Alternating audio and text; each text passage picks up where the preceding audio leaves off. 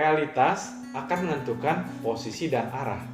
Ketika dua orang dikirim ke Afrika, yang satu bilang, Afrika masih kampung, nggak butuh sepatu. Dan yang satu bilang, Afrika masih kampung dan butuh banyak sepatu. Jadi satu kondisi ada dua realitas yang berbeda. Demikian juga ketika Musa mengirim 12 orang, yang 10 berkata, jangan perang, menakutkan. Tapi yang 2 berkata, maju perang, kita pasti menang. Seorang ahli pernah berkata, ketika kita menganggap diri kita sebagai palu, maka tanpa sadar kita akan melihat segala sesuatunya dan semua hal sebagai paku. Kita tergoda ingin memalunya atau memartilnya. Saat ini corona memang sedang berlangsung, tapi malam ini saya mengajak jangan biarkan itu menjadi realitas tunggal. Sebagai orang percaya, jangan biarkan itu sebagai realitas tunggal. Ada 3 hal yang coba kita rebut sebagai realitas hidup kita. Yang pertama berbicara tentang siapa saya. Kejadian 1 ayat 27 itu menjadi suatu temuan yang luar biasa tentang siapa saya. Yang pertama, kita berasal dari Allah, dari gambar dan rupa Allah. Yang kedua, Allah hendak mengembangkan otoritas bagi setiap kita, siapapun kita dan apapun yang kita lakukan. Dikatakan di sana, manusia diciptakan untuk mengelola burung-burung di udara, ikan-ikan di laut, binatang melata dan seluruh bumi. Penting bagi kita memahami ini. Inilah para pribadi yang ketika bisnisnya naik 1 triliun, jiwanya tetap tenang, gak berubah untuk menjadi aneh-aneh. Ataupun ketika dunia runtuh, hatinya pun tetap tenang. Sebab bagi mereka yang merenungkan ini siang dan malam, mereka akan mendapati hidup ini bukanlah sekedar tentang bisnis tembus 1 triliun atau apa yang terjadi ketika dunia runtuh. Tapi bagi mereka yang penting adalah memastikan eksistensinya di hadapan Allah. Hal kedua adalah panggilan untuk melakukan entrepreneurship. Pelaku usaha memang ada 60 juta, tetapi Pak Jokowi pada tahun 2017 mengatakan baru 3,1% yang layak disebut sebagai entrepreneur. Definisi entrepreneur sendiri beragam. Peter Drucker mengatakan entrepreneurship tentang inovasi. Para ahli lainnya mengatakan entrepreneurship tentang keberpeluangan, baik menangkap peluang atau menciptakan peluang. Saya sendiri suka dengan definisi guru saya, Prof. Ian Nugroho. Prof. Ian mengatakan entrepreneurship adalah tentang semangat kemandirian. Gak apa-apa usaha kita kecil, yang penting kuat, sinambung, dan memberi manfaat kepada banyak orang. Saya sendiri berdasarkan itu semua mengkonklusi entrepreneurship menjadi 3 hal.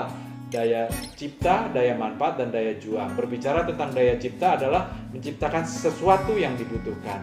Ketika di komplek rumah kita ada orang butuh kira-kira 100 orang makan nasi goreng, kita jualan nasi goreng, maka daya cipta pun berlangsung. Ada kreativitas kita kembangkan. Gara-gara itu lalu tetangga kanan kiri kita jualan nasi goreng juga. Kompetisi pun berlangsung. Di titik ini inovasi dibutuhkan. Kalau saya biasanya nasi gorengnya saya campur teri Medan maupun cisan ataupun sambal korek. Karena zaman sekarang segala sesuatu yang dikasih cisan atau sambal korek disukai orang. Ternyata bikin inovasi nggak seruat yang kita bayangkan. Nggak harus menciptakan helikopter yang gimana, handphone yang gimana. Tapi ketika kita mengembangkan produk, layanan, model bisnis kita, maka inovasi pun sedang berlangsung di sana.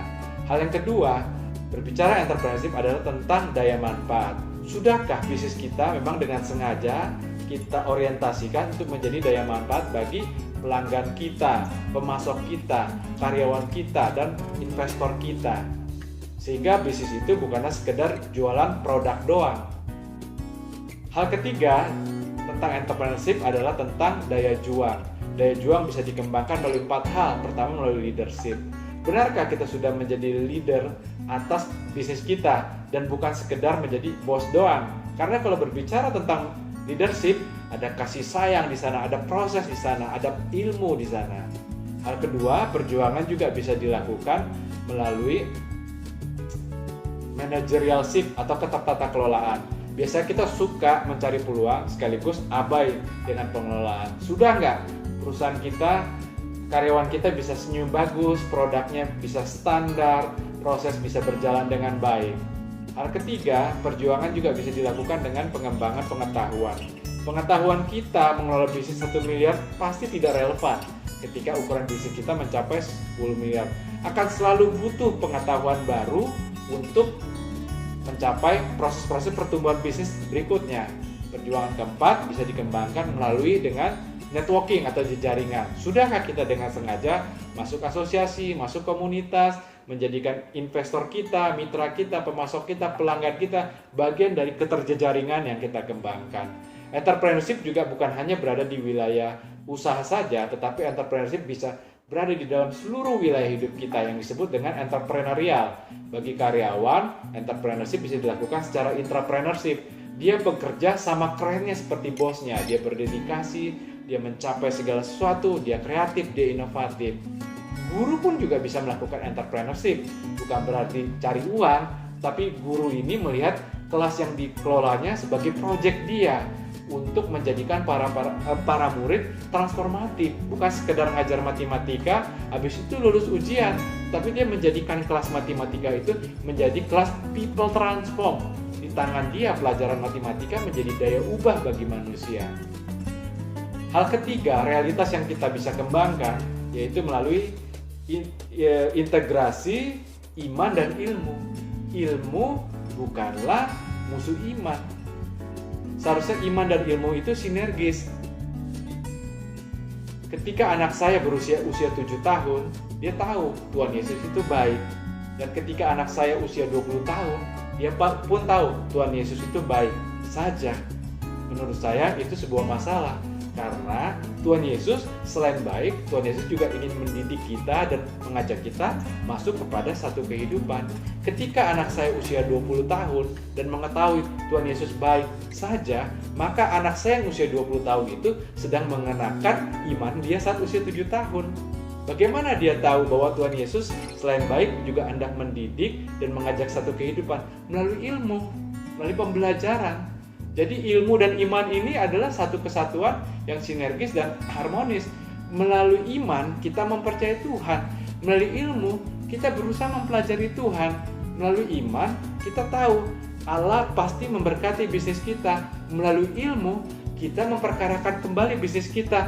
Melalui sisi mana saja ya Tuhan Engkau hendak mengembangkan, Engkau hendak memberkati bisnisku. Jadi ilmu dan iman itu seharusnya sesuatu yang saling manis, berpadu. Amsal 1 ayat 7, Amsal 2 ayat 6 sendiri sudah menyatakan bahwa pengetahuan dan kepandaian berasal dari Tuhan. Sehingga ini seharusnya seperti pendulum, semakin ingin beriman, semakin ingin berilmu. Semakin berilmu, semakin ingin beriman. Terus melalui proses integrasi iman dan ilmu inilah saya pribadi mempercayai akan hadir yang namanya peradaban baru. Sebuah peradaban yang tinggi sekali, yang gemilang sekali. Ini adalah peradaban di mana orang kalau pintar sekali, tapi hormat sekali sama Tuhan. Orang kalau kaya sekali, tetapi hormat sekali kepada Tuhan. Orang kalau berotoritas sekali, tapi sangat hormat kepada Tuhan. Demikian teman-teman, realitas yang bisa kita pegang. Pertama berbicara tentang siapa saya, kedua berbicara tentang panggilan kita untuk melakukan entrepreneurship melalui seluruh aspek hidup kita. Yang ketiga, bagaimana kita mengawinkan, mengharmonisasikan iman dan ilmu. Kenapa sih 3 hal ini penting saya sharingkan? Ini intinya, ini puncaknya. Teman-teman, di hidup kita, di pundak kita ada tanggung jawab bahwa hidup kita haruslah menjadi daya Injil, yaitu bagaimana memunculkan wajah Kristus sebagai wajah kehidupan kita. Apa yang Kristus suka, itu yang kita suka. Apa yang Kristus tidak suka, itu yang kita tidak suka. Kristus pasti tidak suka membenci, korupsi, dan menyontek. Kita putuskan, kita tidak korupsi, membenci, dan mencontek. Kristus suka dengan kerja keras dan inovasi. Kita putuskan, kita pasti melakukan kerja keras dan inovasi. Teman-teman, hidup ini tidaklah sekedar tentang hadirnya omset tembus 1 triliun atau sekedar dunia runtuh. Tapi kita punya semangat, punya visi. Melalui seluruh gerak hidup kita, ada Injil terpancar dari sana. Karena kita perlu dunia tahu ada Tuhan yang berperkara kepada kita.